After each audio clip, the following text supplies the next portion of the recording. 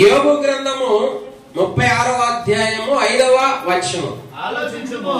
ఆలోచించుము, దేవుడు బలవంతుడు గాని ఆయన ఎవనిని తిరస్కారము చేయడు. చదవబడిన లేఖన భాగంలో దేవుడు బలవంతుడు, దేవుని కన్నా బలవంతులు ఇంకెవ్వరూ లేరు. అంత శక్తి కలిగిన దేవుడే ఏ వ్యక్తిని కూడా తిరస్కరించడంట, ఏ వ్యక్తిని కూడా నిర్లక్ష్యం చేయడంట, ఏ వ్యక్తిని కూడా నువ్వెంత అని అనడంట దేవుడు. అంటే ఆయనకే మనిషి అంటే ఎంత గౌరవం, విలువ, ప్రేమ, ఆప్యాయత ఉందో ఒక్కసారి ఆలోచించండి. మానవులైన మనము ఒక సాధారణమైన వ్యక్తిని చూస్తే, ఒక ధనవంతుడు ఒక పేదవాడిని చూస్తే లెక్క తీయడం, నిర్లక్ష్యం చేస్తాడు. నువ్వెంత, నీ కులం ఎంత, నీ రంగు ఎంత అంటాడు. కానీ జీవం కలిగిన దేవుడు మనల్ని ఏ చూపుతో చూస్తా ఉన్నాడు అంటే, ఇదిగో తిరస్కరించే చూపు కాదు, తిరస్కరించడు ఆయన. అలాంటి దేవుణ్ణి మనం నమ్ముతా ఉన్నాం. మనం ఎంతమందిని తిరస్కరిస్తున్నాం ఒకసారి ఆలోచించండి. ఎందుకు దేవుడు నరులను తిరస్కరించడం లేదంటే నేను కొన్ని మాటలు చెప్తా. దేవుడు నరులను తిరస్కరించడం ఎందుకు తిరస్కరించడు? దేవుడు ఐగుప్తు దేశంలో నా ప్రజలు అల్లాడిపోతున్నారు, మోషే నిన్ను అక్కడికి పంపిస్తాను, నువ్వు నా దగ్గర రమ్మన్నప్పుడు మోషే ఎందుచేత నేను వెళ్ళి వాళ్ళని రక్షించాలి, నేను బలహీనుడిని, నత్తివాడిని, ఎన్నిక లేని వాడని, నేను ఏ పార్టీ వాడని అని అంటాడు. కాబట్టి దేవుడు మోషేతో మాట్లాడి నా దగ్గర ఏముందని రక్షించమంటావు, నేను ఏ పార్టీ వాడని మోషే అంటూ ఉంటే దేవుడు ఏమంటా ఉన్నాడు. ఇప్పుడు చూడండి, నిర్గమకాండము 4వ అధ్యాయము 1-2 వచనములు చూడండి. అందుకు మోషే చిత్తగించుము, వారు నన్ను నమ్మరు, నా మాట వినరు, యెహోవా నీకు ప్రత్యక్షం కాలేదందురు అని ఉత్తరమీగా యెహోవా నీ చేతిలోనిది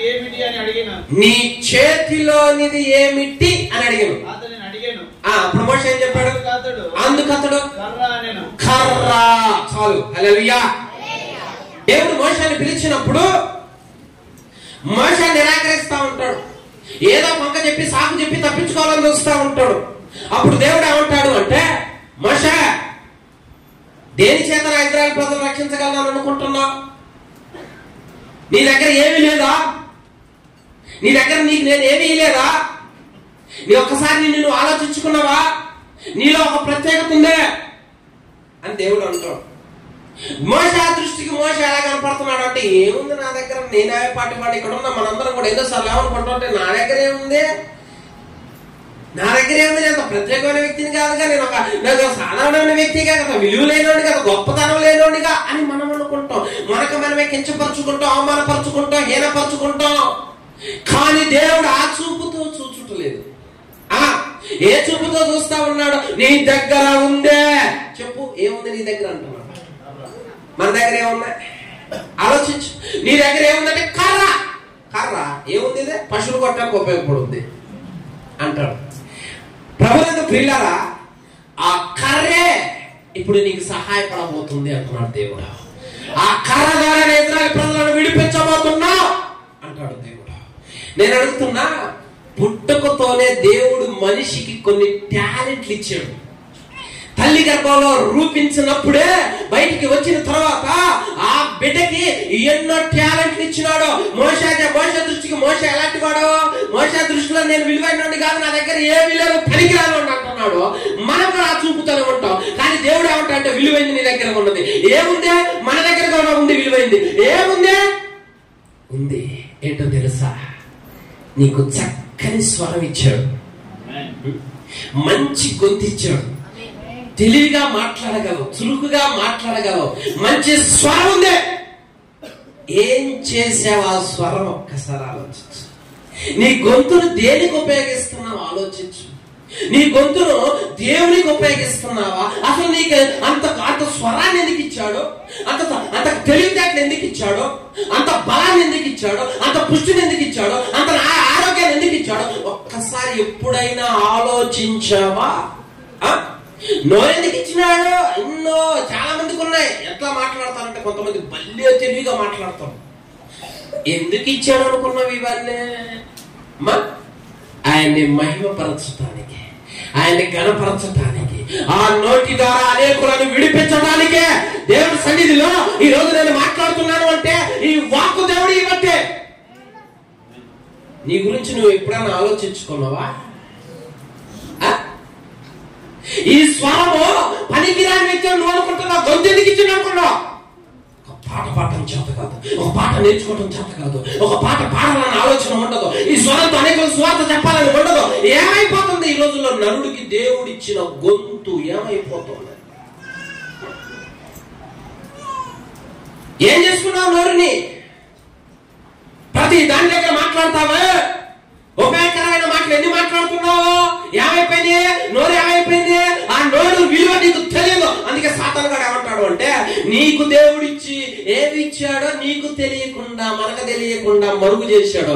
ఈ యుగ సంబంధమైన దేవత మనోనేత్రాలకు గుడ్డితనం కలగజేసి దేవుడు తన పిల్లలకి ఏమి ఇచ్చిండో కూడా అర్థం చేసుకున్నంత అజ్ఞానంలో అయిపోయాము. నరుడు దేవుడిచ్చిన నోరుని ఏం చేసుకున్నాడంట? యెషయా గ్రంథము 6వ అధ్యాయము 5వ వచనం. నేను అయ్యో నేను అపవిత్రమైన పెదవులు గలవాడు, అపవిత్రమైన పెదవుల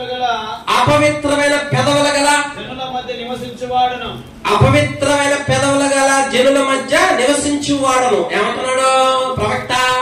అయ్యో నా పెదాలు ఏమైపోయినాయి? ఎందుకు అయిపోయింది? పెదాలంటే నోరు. వింటున్నారా? వాక్యం వింటున్నారా? నీకు నోరు ఇచ్చాడు, ఎందుకు ఇచ్చాడో తెలీదు. ఆ నోరు అపవిత్రమైంది ఎందుకో? బూతులు మాట్లాడినావు కాబట్టి. ఆ నోరు చెడిపోయింది ఎందుకో? మందు తాగుతున్నావు కాబట్టి. ఆ నోటితో డబల్ మీనింగ్ డైలాగ్ మాట్లాడుతున్నావు కాబట్టి. ఆ నోటితో పాడవు కాబట్టి, ఆ నోటితో శాపిస్తావు కాబట్టి, ఆ నోటితో ఎదుటి వ్యక్తిని దూషిస్తావు కాబట్టి, ఏదైతే చూపిస్తావు కాబట్టి, పక్కన రహస్యాలు చెప్పుకుంటావు కాబట్టి. నోరు దేనికి ఇచ్చాడో కూడా తెలియకుండా పెదాలు నోరిని అపవిత్రపరుచుకున్నామంటాం మనం. ఏం మాట్లాడుతున్నావు? ఉదయం నుంచి సాయంత్రం దాకా ఏం మాట్లాడుతున్నావు? నోరు. ఆ నోరు కాస్తనే దేవుడికి ఉపయోగపడుద్దా? ఆ నోరు కాస్తనే దేవుడి పని చేస్తుందా? ఆ నోటితో ఇన్ని వేల మాటలు మాట్లాడతామే. అసలు నోరు ఎందుకు ఇచ్చాడు? నా నోరు నా ఇష్టం. సిగరెట్ తాగుతా, పాన్ పరాక తింటా, ఎవరినైనా కొడతా, చేస్తా, నువ్వెంతరా నీ బతికెంతరా అంట, తిరస్కరిస్తా అంటాం. అంటే నాలుకను, నోటిని, పెదవులను ఇచ్చింది ఎందుకనమాట? ఏమైపోయింది నీ నోరు? ఎవరు పాడు చేసుకోమన్నారు? ఆ విలువ నీకు అర్థమవుతుందా? నువ్వు ఒక మావాడివా? కాదే. అంత శక్తి నీకు ఇచ్చాడే, దాన్ని తీసుకుపోయి అపవిత్రపరచుకుంటావా? నీ నోరు గురించి ఒక్కసారి పరిశీలన చేసుకో. నీ బిడ్డలు పాడరు, నీ బిడ్డలకు అది నేర్పలేదు, నువ్వు నేర్పవో. బయటికి వెళ్తే అస్తమాను గొడవలే. ఏంటి పెదాలు ఇలా అయిపోయాయి? నోరేది ఇలా అయిపోయింది? పుట్టుకతో నేను ఇచ్చాను, దేవుడు ఇవ్వలేదే. నా బిడ్డలు నన్ను మహిమపరచాలి, నా బిడ్డలు నన్ను గణపరచాలి, నా బిడ్డలు స్తుతిస్తుంటే, నా బిడ్డలు నన్ను గణపరుస్తుంటే ఆనందించాలని దేవుడు ఆశపడతా ఉంటే అది లేదు, అసలు అది లేదు. ఎంత పొగాకు పెట్టి నవ్వులుద్ది, నవ్వుడే నవ్వుడు. ఇంట్లో ఫ్యాక్టరీ పొగనమాట, గుప్పు గుప్పని. ఏమైపోతాను నోరు? ఎంత ఘోరం. మోషన్ అంటున్నాడు, నీకేమీ లేదా? నీ దగ్గర ఉందే చూసుకో. ఏంది నీ దగ్గర ఏముంది? కర్ర. నీ దగ్గర ఏముంది? స్వరం ఉంది. నువ్వు పాడితే అనేకులను విడిపించాలని కదా నీకు స్వరం ఇచ్చాడు. నువ్వు ప్రార్థన చేస్తే అనేక కట్ల చంపాలని కదా దేవుడు స్వరం ఇచ్చాడు. ఎప్పుడైనా ఆలోచించావా నీ నోటి గురించి? నీ ఇష్టం వచ్చినట్టు చేసుకుంటావా? నోరుని దుష్టుడికి అప్పగిస్తావా? వాడేవాడ సినిమాకి డైలాగ్ చదువుతావు, నువ్వు చదువుతావా? వాళ్ళతో నీకేం పని? నీ నోరు వాళ్ళకు ఉపయోగించడానికా? ఇచ్చిన ఆయన మైపరచో, ఇచ్చిన ఆయన కనపరచో. దేవుని స్తుతిస్తున్నప్పుడు ఆయన శక్తి అలా దిగుద్ది. వాళ్ళు మేడగది మీద దేవుని మయపరుస్తుంటే, దేవుని గణపరుస్తుంటే, ప్రార్థన చేస్తా ఉంటుంటే అభిషేకాల మీద అలా వచ్చింది. ఆ రోజుల్లో వాళ్ళు చెరసాలలో కీర్తన పాడి ప్రార్థన చేస్తూ ఉంటుంటే చెరసాల ప్రాణం బతలేదే. నోరెందుకు ఇచ్చిండో కూడా నీకు తెలియదు. అదొక పాయింట్. ఫస్ట్ పాయింట్ లోనే అదొకటి, నోరు ఇచ్చాడు. రెండు, బలాన్ని ఇచ్చాడు, ఆరోగ్యం. గంటల తరబడి నిలబడగలవు, గంటల తరబడి పని చేయగలవు, గంటల తరబడి ఇదిగో నువ్వు కష్టపడగలవు, ఒళ్ళొచ్చి పని చేయగలవు. నీకు ఆ బలాన్ని, ఆ పుష్టినిచ్చాడు. మంచాన్ని మడేయలేదు, రోగిష్ఠుడిగా ఉంచలేదు. నా బిడ్డలు పని చేసుకోవాలి, నా బిడ్డలకు శక్తి కావాలి, అంతేకాదు నా పరిచయం చేయాలి అని దేవుడి శక్తిని, బలాన్ని ఇచ్చాడు. ఏం చేసుకున్నావు దాన్ని? ఇంట్లో అసలామా, బయట ఉన్నావా? ఏం చేసుకున్నావు దాన్ని? చెడు తిరుగుళ్ళు. నీ పుష్టి, నీ బలం ఏమైపోయింది? ఆల్కహాల్ బలైపోయింది. ఆలోచించి పుష్టి తగ్గింది. ఒక చెడ్డ ఆలోచన నీలో బలం తగ్గిపోయి నీలో సన్నబడే తత్వం వచ్చి దేవుడిచ్చిన బలాన్ని వ్యర్థంగా సాతానుడికి ఉపయోగించావు. ఆ బలాన్ని కొట్లాడకపోయి నలుగురు కొట్టు వస్తావా? ఆ బలాన్ని రాజకీయ నాయకులకు ఉపయోగిస్తావా? ఆ బలాన్ని సినీ యాక్టర్లకు ఉపయోగిస్తావా? ఆ బలాన్ని వేరే వాళ్ళకి జయమట్టడానికి ఉపయోగిస్తావా? దేవుణ్ణి మహిమపరచవా? గంట నువ్వు ఎప్పుడైనా ఆలోచించుకున్నావా? అంత బలం నీకు ఇస్తే మోకరించి గంట చేయలేదు. హల్లెలూయా. అర్థమైందా? బలం ఇలేదా? ఏమైపోయింది ఈరోజు బలం? పని దగ్గర అంటే ఎక్కడ లేని శక్తి. ఈరోజు ఎవరొస్తుంది నేను అడుగుతున్నా, నీ బలం గురించి నీవు ఎప్పుడైనా ఆలోచించావా? నీ పుష్టి గురించి ఆలోచించావా? నీ శరీర ఆకృతి గురించి ఆలోచించావా? నా కుమారుడా, నీకు బలం ఇచ్చా, నువ్వు మోకరించాలి, నువ్వు ప్రార్థన చేయాలి, నా కొరకు కష్టపడాలి, నీ కుటుంబం కొరకే కష్టపడాలి. ఎందుకు నేను బలాన్ని ఇచ్చా? అయితే నువ్వు ఆ బలాన్ని ఏం చేసుకున్నావు? పాడు చేసుకున్నావు, చెడగొట్టుకున్నావు, వ్యర్థమైన తిరుగులు తిరిగా, వ్యర్థమైన ఆలోచన మనసులో పెట్టుకున్నావు. అవన్నీ నిన్ను క్షీణింపజేసి బలహీన పరిచే నీ బలాన్ని లాగేసుకున్నావు, నీ బలాన్ని పాడు చేశాయి. అది అనుకున్న పుష్టి లేదు, అది అనుకున్న ఆరోగ్యం లేదు, అది అనుకున్న బలం లేదు. ఇప్పుడు ఏమైపోయింది? క్షీణించిపోయావు, ఒరిగిపోతా ఉన్నావు, పుష్టి తగ్గిపోయినది. కారణం చెడు తిరుగుళ్ళు. చెడు తిరుగుళ్ళు. హల్లెలూయా. ఒకటి ఫస్ట్ ఏమిచ్చాడు? రెండు ఏమిచ్చాడు? మూడు, తెలివితేటలు. ఈరోజు నువ్వు పని చేస్తున్నావు అంటే ఎవరు ఇచ్చారా జ్ఞానం? నీ అంతకు నువ్వు రప్పించుకున్నావా? అర్థమవుతుందా?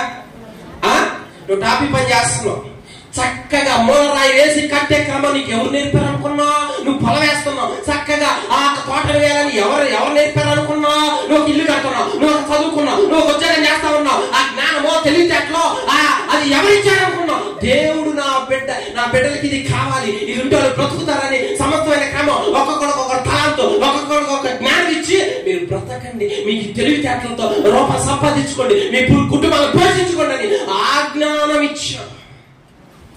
ఏం చేసావు? ఆ జ్ఞానం ఏం చేసావు? నువ్వు పని చేస్తావు, నువ్వు పని చేస్తున్నావు, ఆ జ్ఞానం ఇచ్చాడు. దేవుడిచ్చిన ఆరోగ్యాన్ని ఖర్చు పెట్టుకో, బుద్ధిగా ఉండు.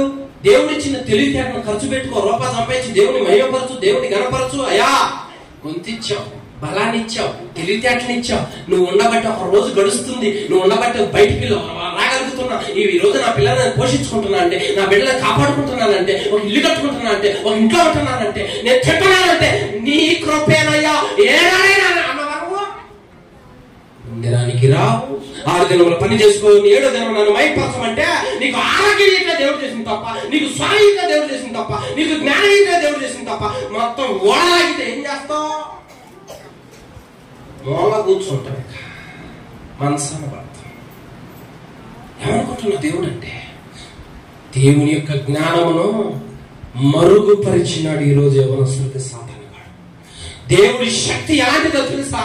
ఆయన ఎవరిని తిరస్కరించట్లేదంటే అర్థం చేసుకో. ఇక నా కుమారుడా, నీకు నోరు అపవిత్రం అయిపోయింది, నీ బలం పోగొట్టుకున్నావు, నీ తెలివితేటలు శివుడికి ఉపయోగించావు, వాడి వాడు ప్లాన్ వేసిను, ఏళ్ళతో తప్పు చేద్దామని ప్లాన్ వేసిను, ఇటు తిరుగుదామని ప్లాన్ వేసిన, ఆలోచనలు కూడా చెడగొట్టుకున్నావు, ఎప్పుడు చెడ్డ తలంపులే అయ్యి పాడు చేసుకున్నావు, చెడగొట్టుకున్నావు. ఇప్పుడు నీ దగ్గర ఏముందని నేను అడిగితే చెప్పుకోవడానికి ఏముంది నీ దగ్గర? ఏముంది నీ దగ్గర? ఇచ్చింది ఒకళ్ళు, ఖర్చు పెట్టేది ఒకళ్ళకి, ఇచ్చింది ఒకళ్ళు, ఉపయోగపడేది ఒకళ్ళకి. ఏమైనా అర్థమవుతుందా? నీ పిల్లలు, నీ భర్త, నీ కుటుంబం ఎవరికి ఉపయోగపడుతున్నారు ఈ రోజుల్లో? దేవుడు ఇచ్చింది నీకెందుకో అదంతా ఉపయోగించాలి, మహిమపరచడానికి ఇచ్చినాడు. కానీ యవనస్తుని ఈరోజు ఏం చేశాడు తెలుసా? తల్లిదండ్రులకు తెలియకుండా వాళ్ళ ఇష్టానుసారంగా తిరగటం, ఇష్టమైన ప్రేమలో పడటం, శరీరాన్ని అపవిత్రపరచుకోవటం, చెడుగా ఆలోచించటం, తల్లిదండ్రుల గుండెల్లో ఎంత గుణపం పెట్టటం. ఇదే ఆ దేవుడు ఇచ్చిన ఆలోచన. ఎందుకు ఆ సృష్టించింది? ఎందుకు ఆ తిరస్కారాన్ని నేను తిరస్కరించట్లేదు అన్నది దేవుడు. అలాంటి జీవం కలిగిన దేవుడు మనకి ఇచ్చి నీ పాడు చేసుకున్నావు. నేను అనుకుంటున్నా ఇప్పుడు ఏముందిలే అని, నిన్ను విలువైన చూపుతో చూస్తున్నా. నేను ఇచ్చి నీ పాడు చేసుకున్నావు. ఇప్పుడైనా మరపెట్టాయా? ఇప్పుడైనా క్షమించమని అడిగాయా? ఇప్పుడైనా బ్రతిలాడుకోయా? ఇప్పుడైనా కన్నీళ్ళు విడివాయా అని అడుగుతున్నాడు దేవుడు. చూడు ఏమంటా ఉన్నాడు, 6వ అధ్యాయం 6వ వచనం యెషయా గ్రంథము. మన నోరు చెడిపోయింది, బలం పాడైపోయింది, ఆలోచనలు చెడిపోయాయి. ఇప్పుడైనా ఏం చేయాలి? అప్పుడు అపవిత్రమైన పెదవులు గలవాడనని అరుస్తున్నాడు. అరుస్తున్నప్పుడు దేవుడు ఏం చేశాడు? ఆ శరాపులలో నొకడు తాను బలిపీఠం మీద నుండి కారుతో తీసిన నిప్పును చేత పట్టుకొని నా యొద్దకు ఎగిరి వచ్చి నా నోటికి దాన్ని తగిలించి ఇది నీ పెదవులకు తగిలిన గనుక నీ పాపమునకు ప్రాయశ్చిత్తమాయెను. హల్లెలూయా. శక్తి కలిగిన దేవుని సన్నిధిలో ఉన్నావు, వణుకుతూ భయపడుతూ జాగ్రత్తగా వాక్యాన్ని వినో, నీ పిల్లలకి నేర్పా. దేవుడి సన్నిధి అంటే ఏమనుకున్నావు? ఊరకొచ్చి అటు ఇటు బాగా కదా కాకులు బాగా. సన్నిధి గజగజ వణకో. దేవుని ప్రత్యక్షత, దేవుని వాక్య విలువ అర్థం కాకపోతే ఇంతే.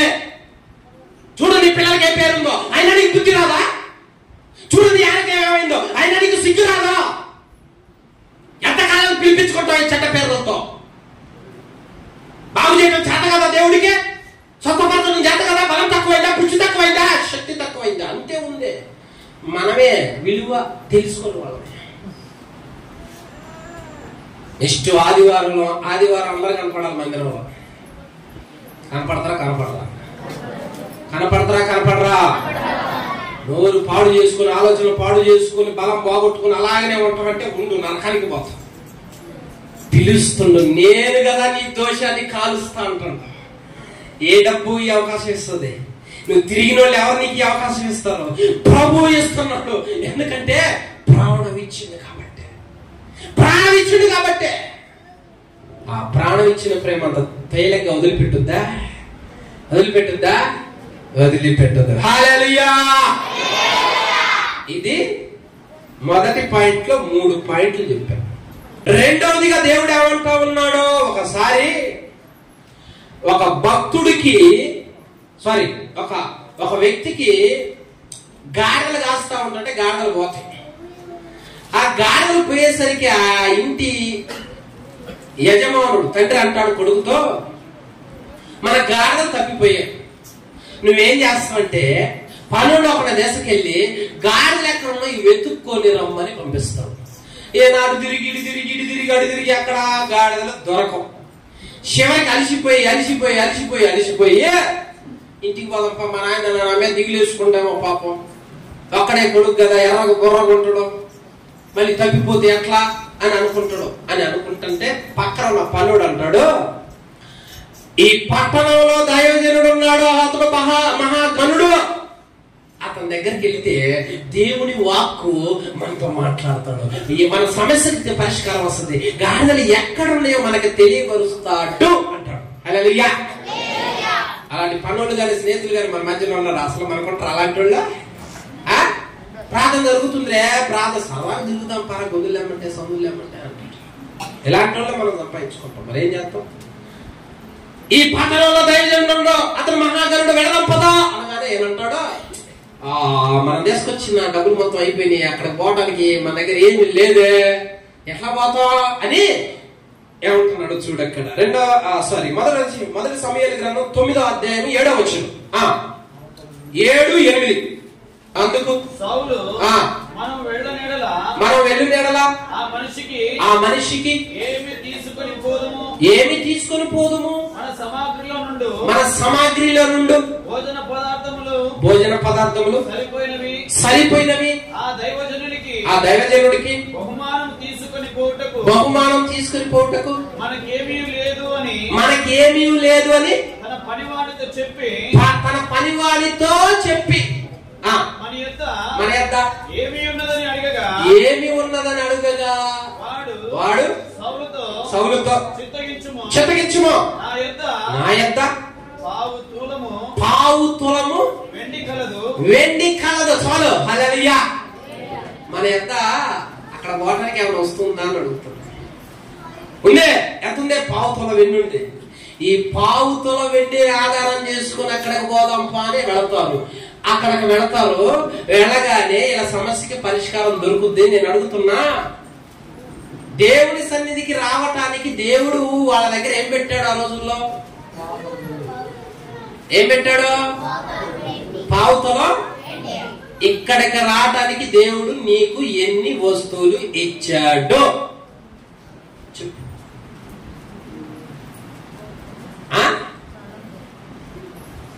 నీ దగ్గర ఏముందంటే ఏం లేదు, ఏం లేదు. మా ఇంట్లో ఏం లేదు, బీరువాల పట్టు చీరలు లేవు, డబ్బులు లేవు, బ్యాంకు బ్యాలెన్స్ లేవు, ఏమి లేవు.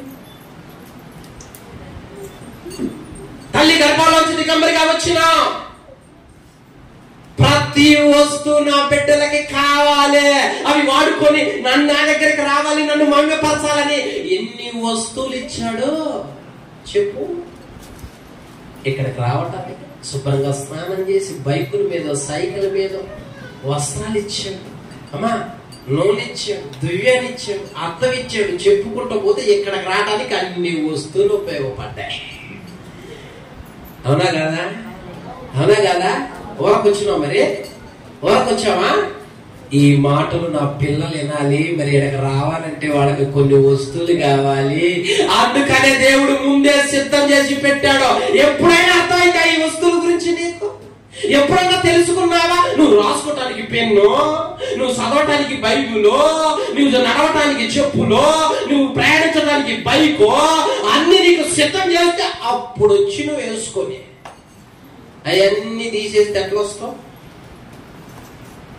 మళ్ళీ నా బిడ్డలకు ఫ్యాన్లో, నా బిడ్డలు కూర్చోటానికి ఫ్లోరింగ్, ఇన్ని వస్తువులు దేవుడు ఇచ్చాడంటే అన్ని వాడుతున్నావు. ఏనాడైనా దేవా ఈ వస్తువు ఇచ్చినందుకు నీకు స్తోత్రం అంటావా అంటే అన్నావు. ఆదివారం వచ్చిందంటే మాంసం తింటావు, ప్రతిరోజు మంచి మంచి వస్తువులు కొనుక్కుంటావు, నీ పిల్లలకు మంచి వస్త్రాలు కొనిస్తావు. ఏ రోజైనా ప్రభువా నాకు మంచి వస్త్రాలు ఇచ్చావు అంటాడా? అనడా. మా నాన్న ఇచ్చాడు, మా అమ్మ ఇచ్చింది, మా బంధువులు ఇచ్చారు. ఇదే ఎందుకంటే ఇచ్చిన ఆయన ఇచ్చిన ఆయన గుర్తుకు రాడు. ఇచ్చిన ఆయన అనుమతి ఇచ్చిన ఆయన ఇదిగో నా పిల్లలకి ఇది కావాలని ముందే మీ నాన్నకు తెలియదు, నాకు తెలియదు, ఎవరికి తెలియదు, అన్ని సిద్ధపరిచించాడు. ఎవరి కోసం ఇదంతా చేశాడు? ఎవరి కోసం?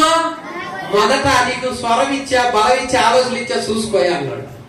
రెండో, ఒక్క రోజుకి నీకు ఎన్ని వస్తువులు ఇచ్చానో చూసుకోమంట. ఈ లేకపోతే మనుగడ సాధ్యమవుతా? ఈ లేకపోతే తిరగలమా? ఈ లేకపోతే ఉండగలమా?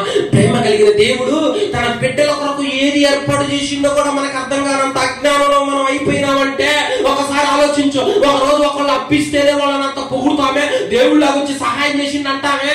ఒక రోజు ఒక వ్యక్తి మాట సహాయం చేస్తే నాకు అంటామే. ఒక రాజకీయ నాయకుడు వచ్చి ఒక ఇల్లు ఏదో కడితేనే ఎన్నో రోజులు ఆయన పేరాగా దిక్కుతువే. ఇన్ని రోజులు ప్రతి వస్తువులు ఇస్తున్న దేవుడు ఏమైపోయిందో? దేవుణ్ణి పక్కదారి పట్టించావా? దేవుణ్ణి వ్యర్థంగా చూస్తా ఉన్నావా? ఆ వస్తువులు బట్టి దేవుని మైపరచలేక వాడుకుంటానే ఉంటావు, అన్ని వాడుకుంటానే ఉంటావు. ఎక్కడి నుంచి? ఇన్ని గింజలు తినటానికి మనం పండించామా? మనం పండిలేదుగా, ఎక్కడో పండించాడు. ఎంతో మంది చేత కోత కోపించాడు, ఎంతో మంది చేత మిల్లి కేపించాడు, ఎంతో మంది చేత మరేపించాడు, ఎంతో మంది చేత రవాణా చేపించాడు, ఎన్నో కొట్లకు తెప్పించాడు. మనం వెళ్ళగానే ఆ 4 గింజలు మన నోటికి వస్తున్నాయంటే జగత్ పునాది వేయబడక మునిపే దేవుడు నా బిడ్డలకి ఈ రోజు ఈ ఆహారం, ఈ ప్రాంతంలో ఈ ఇంటికి ఈ ఆహారం అని ముందే సిద్ధపరిచి ఇచ్చాడు కాబట్టి మనం వాడుకుంటున్నాం. హల్లెలూయా. అయితే రాను రాను దేవుడిచ్చిన వస్తువులు ఏమైపోయినా కూడా చెప్పాలిగా. మరి నోరు మంచిది ఇచ్చాడు, పాడు చేసుకున్నాం. మరి వస్తువులు ఇచ్చాడుగా, మరి అవి కూడా పాడు చేసుకున్నావా లేదా చెప్పాలిగా. మరి చెప్పాలా వద్దా? చెప్పకపోతే అట్లా వదలవా? ఎందుకు వదులుతా మిమ్మల్ని నేను? గ్లాస్ ఇచ్చింది ఎందుకో మంచి లాగటానికేగా. సారాయి పోసుకో, బ్రాందీ పోసుకో అన్నట్టు మత్తు ఎక్కువైతే దానిలో టచింగ్ దంసపు పోసుకో. ఏ వస్తువు ఎందుకు ఇచ్చాడో కూడా తెలియదు. ఏ వస్తువు ఎందుకు ఇచ్చాడో నీకు తెలుసా? పెన్ ఎందుకు ఇచ్చాడో, పేపర్ ఎందుకు ఇచ్చాడో చదువుకో, ఇంట్లో లెక్కలు రాసుకో, నానా విధాలుగా ఉపయోగించుకో అని ఇస్తే ఎవరు వస్తులే దానిలో లవ్ లెటర్ రాస్తుండే. నవ్వుతున్నారు కదా. నీకు ఇచ్చిన లవ్ లెటర్ రాయటానికి ఎందుకు వచ్చింది? ఈ చెడు పని చేయటానికి దేవుడు ఇచ్చింది. ఒక వస్తువు దేని పని నిమిత్తం దాని ఉపయోగానికి ఇచ్చాడు దేవుడు. ఒక కత్తి ఇచ్చావు, కాకపోతే కోసుకోవడానికి ఇచ్చాడు అనుకున్నావా? నీకు ఒక తపాలు ఇచ్చాడు, ఒక పనిముట్టు ఇచ్చాడు, కాకపోతే మనుషులు కొట్టడానికి ఇచ్చిండు అనుకున్నావా? మనుషుల మీద వేయడానికి ఇచ్చిండు అనుకున్నావా? నరుడే వస్తువులు పాడు చేసుకున్నాడు. నరుడే వస్తువులు ఒకదానికి ఇస్తే ఒకదానికి వాడుతా ఉన్నాడు. ఇలా కూడా దేవుని బాధ పెట్టావు, ఇలా కూడా చెడిపోయావు. బుద్ధిగా నీకు మనకేమి ఇచ్చాడు? బుద్ధిగా అమ్మా వస్త్రాలు ఇచ్చాడు. వస్తువు కూడా వస్త్రమేగా. మంచి వస్త్రాలు ఇస్తే దాన్ని సగం నింపుకుంటావు. కండలు కనపడేటట్టు చూపిస్తు. నీ కండలు కనపడటానికి స్మానం కప్పుకోవటానికే. నీకు తెలియదు, ఎవడో ఏదో చేసింటే నువ్వు నేర్చుకో. పురుషులాగా ఉండమంటే చెవి కుట్టించుకుంటావు. నీ శరీరానికి సూదులు అనుమతించి అటాటు పొడిపించుకుంటావు. ఏ వస్తువును ఎందుకు ఉపయోగించాలో కూడా తెలియదు. మరలా నువ్వు మేస్త్రివి, నీకు డిగ్రీలు చదువు ఉంది, మరలా నువ్వు గొప్ప వ్యక్తివి, ఆస్తి పరుడివే. అందుకే దేవుడు ఏమంటాడంటే జ్ఞానం అని నువ్వు అనుకుంటున్నావు, నువ్వు అజ్ఞాని అంటాడు దేవుడు. మీ పిల్లలకు ఒక వస్తువు ఏంటి, వాడు దాన్ని ఏం పడతారు చూడండి. కేకు తినాయా పుట్టినరోజు కానీ కేక్ ఇస్తే నడి రోడ్డు మీద బైక్ పెట్టుకొని నలుగురు ఆగాలని ఫోకు చేసుకుని అరే తిండ్రా అని ఇస్తే వాడు మూతి పెట్టి నొక్కుతాడు. అదంట పుట్టినరోజు అంట. అది పుట్టినరోజు అంట. నోట్లోకి కావాల్సింది ముక్కులోకి పోతుంది పుట్టినరోజు అంట. మళ్ళీ వీళ్ళందరూ మావాడు పుట్టాడా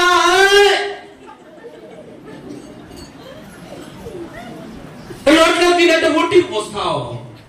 ఏది ఒంటికి పోయాలో ఏది నోట్లో మనుషులు మనం.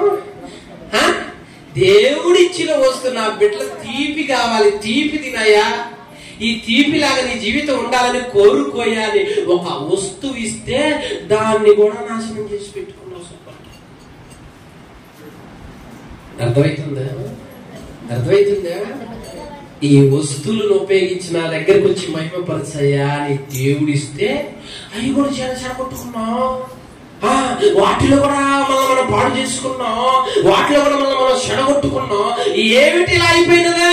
నీకు దేవుడు మంచి రూపాన్ని ఇచ్చాడు. నలుపైన సామసాయన తెలుపైన ఆయనే సి అనడు, మనం సి అనుకుంటాం. ఈ యుగ సంబంధమైన దేవత మనోనేత్రాలకు గుడ్డితనం కలగజేసి నీ పిల్లల అవతారాలు చేసింది. మంచిగా వస్త్రాలు కప్పుకో అంటే శరీరాన్ని కనపడే కొన్ని వస్త్రాలు ఆడపిల్లలు ఈ రోజుల్లో.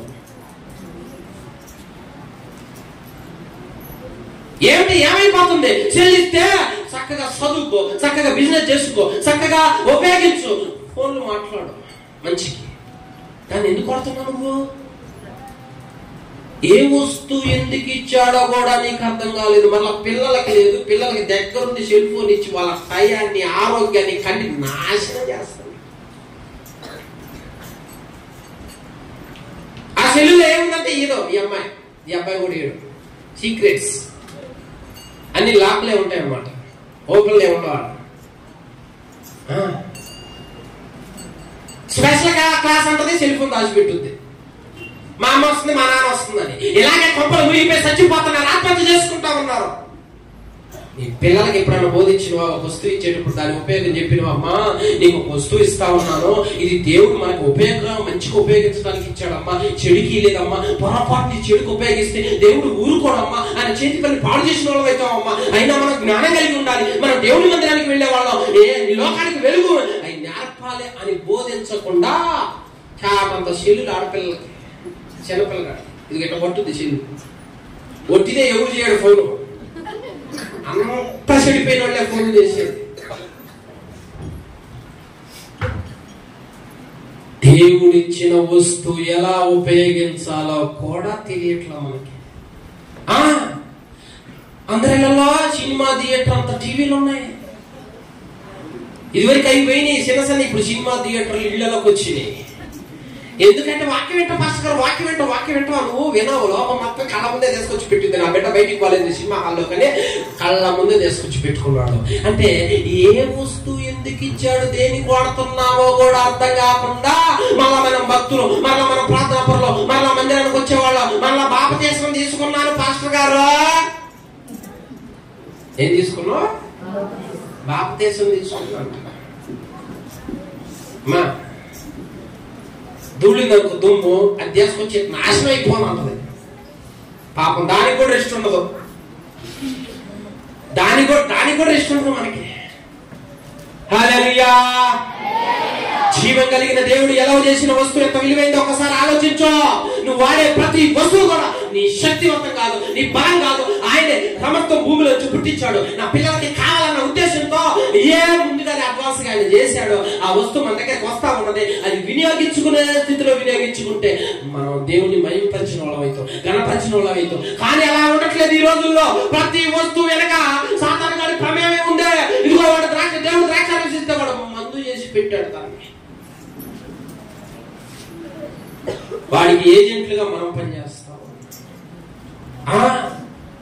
డబ్బులు ఉపయోగించుకుని వాడుకోయాలంటే ఈ డబ్బులు కష్టపడి దేవుడు ఒక వస్తువు డబ్బులు ఇస్తే 5 దేశ వరదే మొత్తం పనిచేసి బ్రాంచ్ అప్పుడు చేతులు పెట్టి వస్తుంటవి.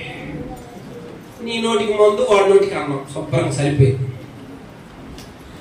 ఏమైపోతావో నువ్వు ఆలోచించావా? నీ బ్రతుకు, నీ కుటుంబం, నీ పిల్లలు ఆయన బాగు చేయాలని ఆశపడి ఇచ్చిన వస్తువులు కూడా తాకట్టుకి వెళ్ళిపోయినాయి, అప్పులకి వెళ్ళిపోయినాయి, దరిద్రం మిగిలిపోయింది. ఏమైపోయినాయి వస్తువులు?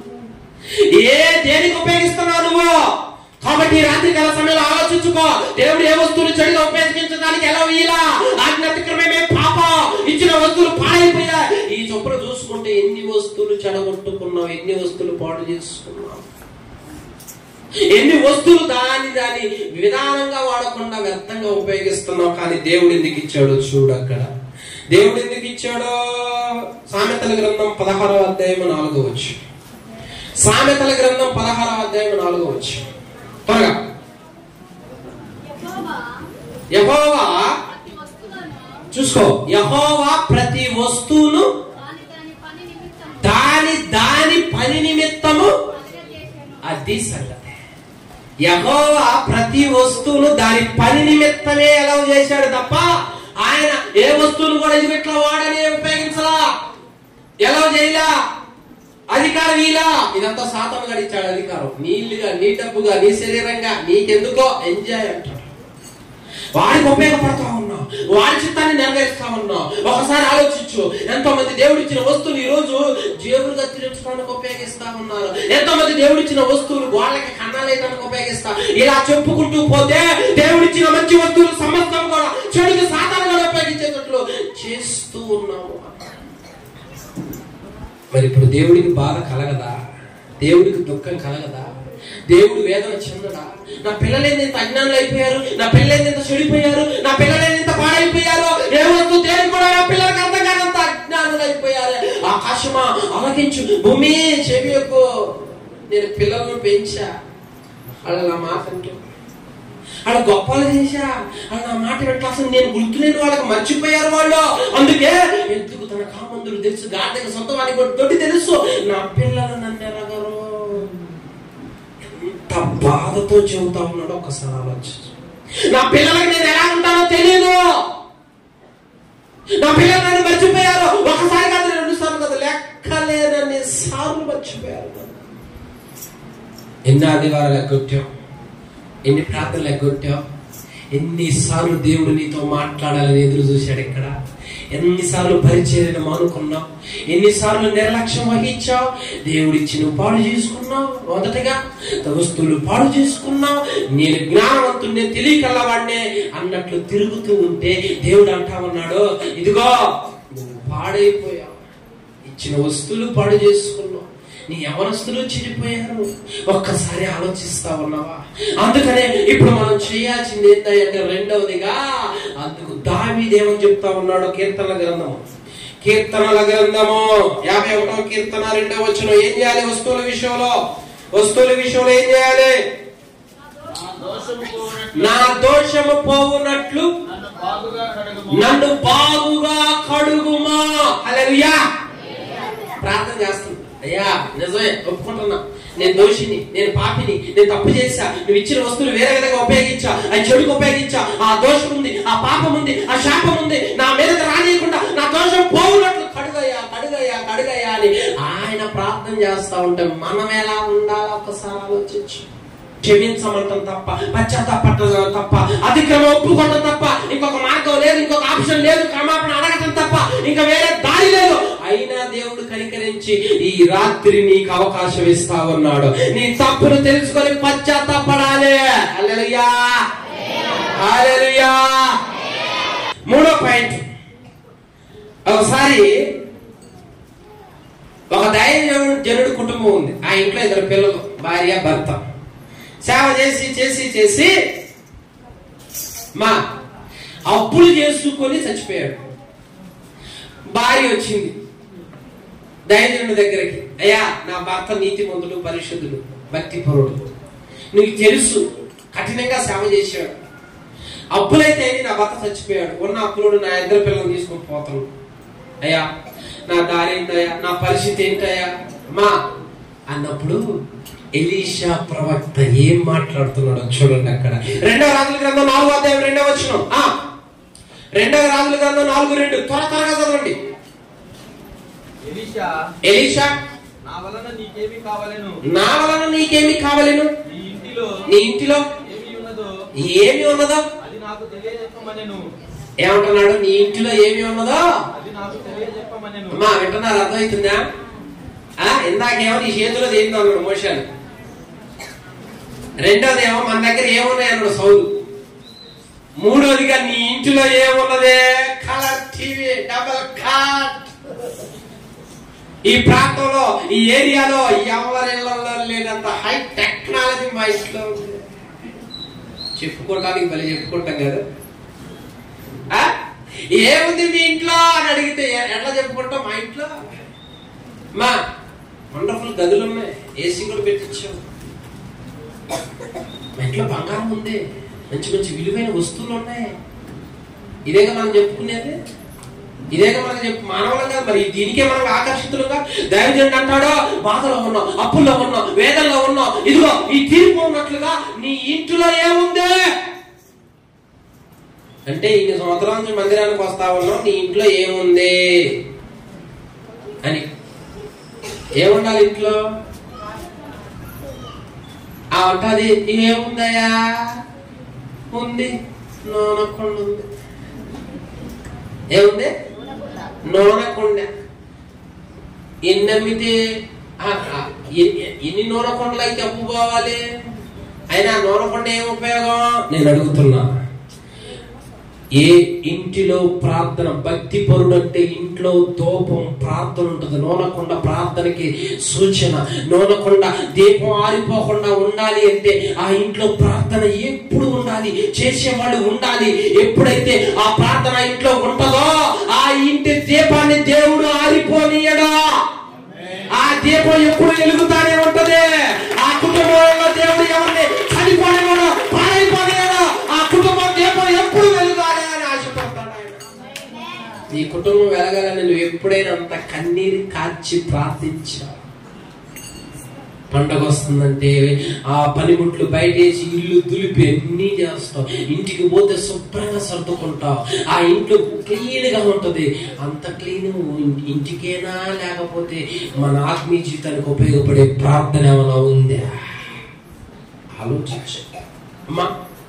24 గంటలు దేవుడు టైం ఇస్తే, అయ్యా నా పెద్దోని బాగు చేయి, అయ్యా మా ఆయన బాగు చేయి, అయ్యా నా కుటుంబాన్ని దీవించు, నా పిల్లలు గొప్ప స్థానంలో ఉంచు, అనేకులు రక్షించేటట్లు చేయి, అయ్యా పాపం అంట నీకయ్యా, అయ్యా రక్షించయ్యా, ఈ రోజు పనికెళ్తున్న కాపాడయ్యా, ఈ రోజు జాబ్కెళ్తున్న కాపాడయ్యా, ఈ రోజు చెడ్డ వాటిలో పండికయ్యా.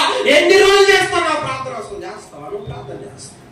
కొంతమందిని అడిగితే నా గురించి నేనే చేసుకోవట్లేదు ప్రార్థన. మరి ఏం చేస్తున్నావు అమ్మా? సీరియల్ అవుతుంది. నా గురించి నేనే చేసుకోవట్లా. ఎందుకు? సీరియల్ ఆవేడితే నాకు భలే ఏడిపోతుంది. మరి మీ ఇంట్లో భర్త తాగి రోజు అంతా ఉంటే ఏడుపు రాదా? మీ పిల్లలు బాగా రోడ్ల ఏమన్నా తిరిగి జనబడతా ఉంటుంటే, గొడవలు చేస్తా ఉంటుంటే, తమ్ములు తింటా ఉంటుంటే ఏడుపు రాదా? వాడు బాప్తిజం తీసుకోకపోతే ఏడుపు రాదా? వాడు మనసును బట్టి ఆరోగ్యం పాడైపోతుంటే, ఎవరో చెడిపోతుంటే ఏడుపు రాదా? నీ పిల్లలు ఎంత లేరు, రోడ్ల ఏమన్నా తిరుగుతా ఉంటుంటే తల్లి నిన్ను పట్టుకొని లెక్కదో అక్కడ మాట్లాడుతూ ఉంటే, తండ్రి నిన్ను పట్టుకొని ఎగతాళి చేస్తూ హేళనగా మాట్లాడుతుంటే నీకు ఏడుపు రాదా? ఏడవాల్సిన సందర్భంలో ఏడవలేదు కాబట్టి, కొట్టాల్సిన సమయంలో కొట్టలేదు కాబట్టి వాడు దాంట్లో ఇప్పుడు తల్లిని పట్టుకున్నాను సమాట. నీ తల్లిని తండ్రిని సన్మానిస్తే నువ్వు దీర్ఘాయుష్మంతుడు. నేర్చుకున్నావు ఎప్పుడన్నా పిల్లలకి? ఇంటిలో ప్రార్థన ఉండాలైతే ఇంటిలో ఏముంటుంది? ఈ రోజుల్లో కొట్లాట్లో, గొడవలు, సొనుగుళ్ళు, గొనుగుళ్ళు, అరుసుకోటాలు, సమాధానం లేకపోవటాలు, ఎప్పుడు ఒకళ్ళంటే ఒకళ్ళకి పడదో, ఎప్పుడు అసూయలో, ఎప్పుడు ద్వేషాలు, ఎప్పుడు ముచ్చట్లో, సినిమా పాటలో, లోక వార్తలో, హత్యలో, పక్కింటి రహస్యాలు, దేశకొచ్చి మూట పెట్టుకున్నావు. ఏముంది నీ ఇంట్లో అని అడుగుతుంటే ప్రార్థన కొండ ఉందనేమో ఆమె చెబుతూ ఉంది. మన ఇంట్లో ఏముంది? పాపం కొండ ఉందని చెప్పాలి. చెప్పు. ఏ రోజైనా నీ ఇంట్లో చెడిపోయిన పాటలో రాకుండా చూసుకోగలిగావా? భక్తి పరులలో రావాల్సింది అదే. భక్తి పరులలో జనాలకు వినపడాల్సింది అదే. జనాలు వినపడి బాగుపడాల్సింది అదే. అలాంటి మాటలుగా నిన్ను ఎన్నుకుంది, పిలుచుకుంది, అందుకే రక్షించబడ్డావు, అందుకే మందిరానికి వస్తావు, అందుకే బాప్తిజం తీసుకున్నావు. ఈ బాప్తిజం తగ్గ, నీ భక్తికి తగ్గ ప్రార్థన ఇంట్లో ఉండదా? అందుకే అప్పుడు, అందుకే దరిద్రం, అందుకే ఎప్పుడు ఈ బాధ. ఈ పిల్లలు ఏమైపోతారు, ఈ కుటుంబం ఏమైపోతారు, ఈ రోగంలో ఉంటాను పోతాను, ఈ ఇంట్లో ఇప్పుడు సమాధానం ఎందుకు అనుకున్నా? మా భక్తి పరుల ఇళ్లలో ప్రార్థన లేదు. భక్తి పరుల ఇళ్లలో ప్రార్థనకు తగ్గ నూనె అభిషేకం, దీపం ఆరిపోకుండా ఉండే ప్రార్థన కావాలి. చేసావా? పిల్లలు చేయలేరు అనుకో, నువ్వన్నా చేయి. భార్య చేయలేదు అనుకో, నువ్వన్నా చేయి. నీ భవిష్యత్తు కోసం చేయి, నీ జీవితం కోసం చేయి, నీ ఆత్మీయ క్షేమం కోసం చేయి. ఎవరి మీద ఆధారపడ్డావు? ఎవరికో మనసు ఇచ్చావు, ఎవరికో గుండిచ్చావు, ఎవరికో మనసు ఆలోచన మొత్తం ఇచ్చావు. ఇంకేం ప్రార్థన నడిపింపు వస్తుంది? నేను లేను, మరి ఆడున్నావు? నా మనసే లేదు, ఎవరికి ఇచ్చావు? ఆ దారికి పోయి కోతేశాలు వేసుకుంటావు. ఒకళ్ళు వాడు పని బట్ట చేయడం, ఆడికి ఇచ్చావు. ఈ రోజుల్లో చాలా మంది ఇదే చేసి చదువుకొని పంపిస్తే చదువుకుని రావాలా, వ్యర్థమైన వాటికి కాదు ఆకర్షితులు.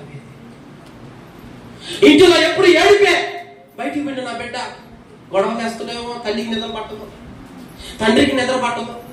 ఇంట్లో ఎప్పుడు అప్పులే ఉన్న యవనస్తుడిగా నువ్వేం చేయగలుగుతున్నావు? కుటుంబ క్షేమం చేయగలుగుతున్నావా? కుటుంబం కొరకు ప్రార్థన చేయగలుగుతున్నావా? నా కుటుంబంలో ఉన్న ఈ బలహీనతలు పోవాలయ్యా అని ఏడిచావా? ప్రభు పాదాలు పట్టుకొని ఆయన అప్పులైనా అయినా కానీ ప్రార్థన మాత్రం ఇంట్లో ఉండేటట్టే చూసుకున్నాడంట. ఆయన చచ్చిపోయినా ఆ కుటుంబంలో దేవుడి కార్యం ఎలా ఉందో తెలుసా? అమ్మా, నీ భర్త భక్తి పరుడు నాకు తెలుసు, ప్రార్థన పరుడు నాకు తెలుసు. ఆ ప్రార్థన దేవుడు ఒక బుడ్డిలో భద్రంగా దాచబడుతుందని తెలుసు. ఒక బ్యాంకులో ఉన్నప్పుడు డబ్బులు అవసరానికి ఎలా వాడుకుంటావో నీ ప్రార్థన కూడా, నీ భర్త ప్రార్థన కూడా నీ అవసరానికి ఇప్పుడు ఉపయోగపడతా ఉన్నదే. వెళ్ళు, ఇరుగు పొరుగు వాళ్ళందరి దగ్గర పాత్రలు తెచ్చుకో, అందులో నూనె పొయ్యే, ఎంత వస్తుందో చూడాలి, అప్పులు తీరిపోతాయి పోవాలి. హల్లెలూయా. ఇంటికి పోయింది, అందరి దగ్గర తెచ్చింది, లోపల పెట్టింది, నూనె పోసింది. అరే ఇంకా తీసుకురారా, ఇంకా ఉన్నాయమ్మా, అన్ని నిండిపోయింది. పరా అమ్ముదాం, పరా అమ్మింది.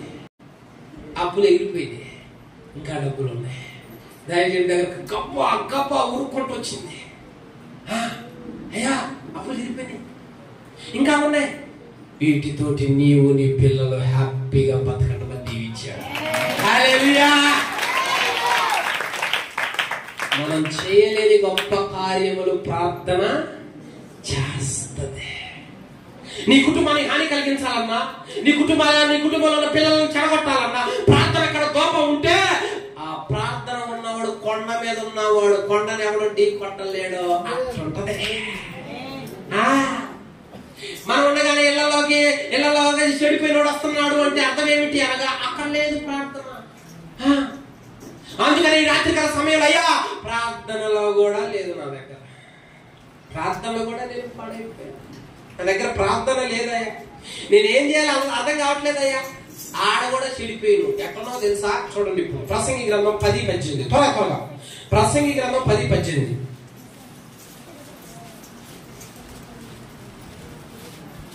ప్రసంగి గ్రంథం 10:18. సోమరితనము చేత ఇంటి కప్పు దిగబడి పోవును, చేతుల బద్ధకము చేత ఇల్లు. సోమరితనం చేత ఇల్లు ఏమైంది?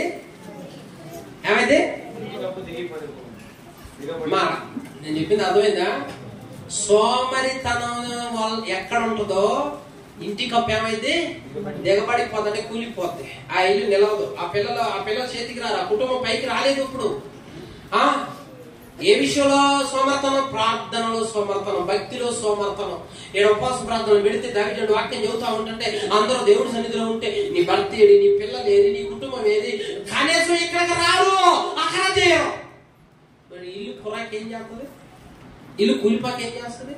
ప్రవర్తన చెడిపాక ఏమైతాయి? ఇంకా ప్రతిరోజు సోమర్థనం వదిలిపెట్టాలా?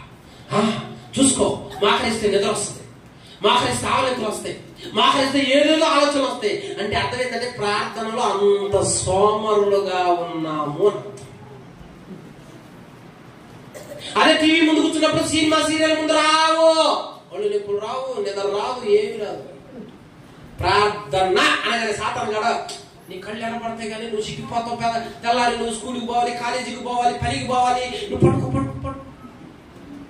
వాడే నిద్ర పుచ్చుతున్నారు, మొత్తం నిద్రేస్తావు. మామూలు నిద్ర కదా, అది మొత్తం నిద్ర. తెల్లారి కళ్ళు తిరిగి చూస్తాక తెల్లారిపోతుంది. అరే ప్రార్థన చేసుకున్నాను అనుకున్నానే, ఇంకేం ప్రార్థన? మాయ చేసిండు, మాయగాడు మాయ చేసిండు. ప్రార్థనలో కూడా నా ఇంట్లో లేదు ప్రభు, నా పిల్లల్లో ప్రార్థన లేదు, నా భర్తలో లేదు, నాలో లేదు. నిజమే, ప్రార్థనలో సోమరమయ్యా, ప్రార్థనలో సోమర్థనం ఉంది, ప్రార్థనలో బతకం ఉంది. అలా అయిపోయావయ్యా, మమ్మల్ని క్షమించు. మొదట బాగానే ప్రార్థన చేసాం, మొదట మందిరానికి బాగానే వచ్చాం, కన్నీరు గాల్చాం, ఉపవాసాలు ఉన్నాం, భక్తి బాగానే ఉంది. రాను క్షీణించిపోయింది, రాను బలహీన పడిపోయా, రాను సోమర్థనం పెరిగిపోయింది. నన్ను క్షమించయ్యా, ఇకనైనా నన్ను బలపరచయ్యా అన్నప్పుడు దేవుడు ఏం చేస్తాడో ఇంతకేమని ప్రార్థన చేయాలి? కీర్తన గ్రంథం 31:2 త్వరగా కీర్తన గ్రంథం 31:2. నీ ఇల్లు నువ్వు బతిలాడి దేవుడిని అడిగితే ఎలా చేస్తారో తెలుసా? ఏ విధంగా చేస్తారో తెలుసా? ఒకసారి. నాకు చెవి యొగ్గి నాకు చెవి యొగ్గి నన్ను త్వరగా విడిపించుము. నన్ను రక్షించుటకు నాకు ఆశ్రయశైలముగాను ప్రాకారము గల ఇల్లుగాను. హల్లెలూయా. నువ్వు అలా ప్రార్థన చేస్తే దేవుడు అంట, భక్తులు చేస్తున్నాడు ప్రార్థన, నా ఇల్లు ప్రాకారం కలిగిన ఇల్లుగా చేయి అంటున్నట్ట. ప్రాకారం అంటే రక్షణ, చుట్టూ రక్షణ గోడ. ఆ గోడగా చేయనని అంటున్నాడు నా ఇల్లుని.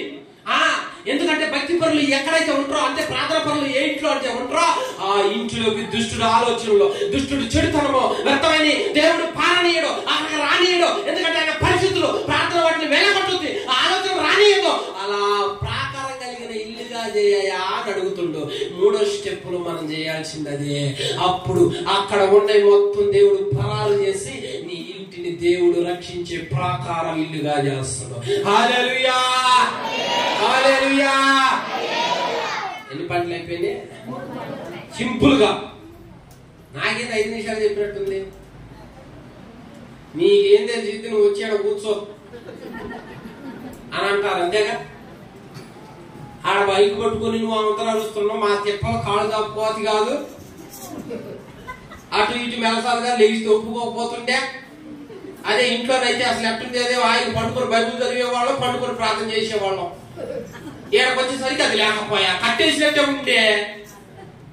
ఈ పాలుగారు ఒక పని చేస్తా, ఆయన పిలిచిండు, ఈయన మమ్మల్ని ఇలా చేస్తాడు అనుకుంటున్నారా?